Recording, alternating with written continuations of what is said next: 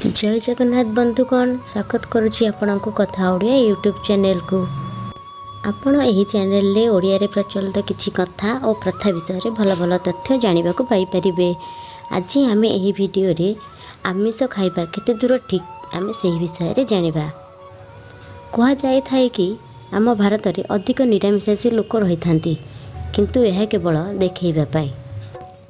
प्रकृत में सत कथा हेउची केवल 38% लोक निरामिष भोजन करिथांती, बाकी अन्य समस्ते आमिष बा नॉनवेज खाइबा को पसंद करिथांती। तेबे निरामिष ठारू कोन आमिष खाइबा भल? तेबे आसंतु जानिबा एही वीडियो रे। आपण केबे लक्ष्य करिथिबे आमिष खाउथिबा मनुष्य माने धीरे धीरे हिंस्र क्रोधी होई जाइथांती। से माने ठीक समय ठीक निष्पत्ति नहीं पारंती नहीं।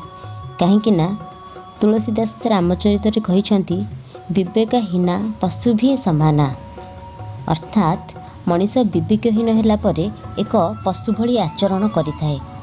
आमिष खाउथिबा पशु जेपरि हिंस्र होई उठे, सेहीपरि आमिष खाउथिबा मनीष मानक मध्यरे मध्य हिंस्रतार परिमाण टिके अधिक होई जाइथाए।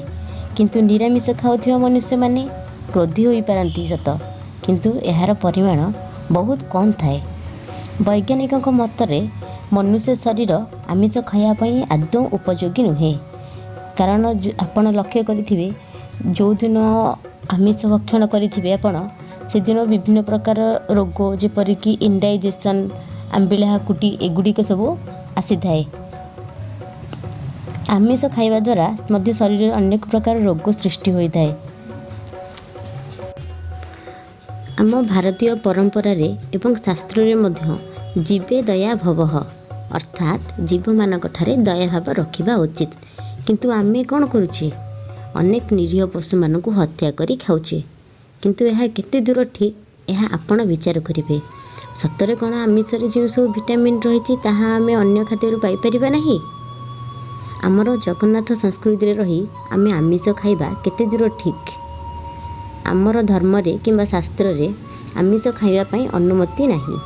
अनेक लोक अछंती जो माने अंधविश्वास रे विश्वास करी देवादेवी पाखरे बलि दी थांती, किंतु केउ देवादेवी आमिष इत्यादि प्रसाद भाव ग्रहण करिबा पई कहिसंती? केही कहि नाहांती। सेमानक पाखे सर्वदा सात्विक भोजन लागि होई थाए एवं सही भोग को आमे नैवेद्य को आमे ग्रहण करिबा उचित। शास्त्र रे आमिष खाइबा पई संपूर्ण भाव में बारण करा जायछि। तेणु जो मैंने शास्त्र रे विश्वास करती एवं जो मैंने निजर भल स्वास्थ्य चाहते, तेबे आपण आमिष खाइबा निश्चय छाड़ी दियंतु।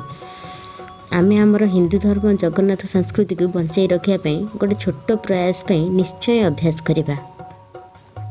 जदि आपनकु एही वीडियो भल लगी थाए तेबे कथा ओडिया यूट्यूब चैनल को सब्सक्राइब करंतु एवं आमा सह जोड़ी हुअंतु आउ एक न्यू वीडियो पई। जय जगन्नाथ।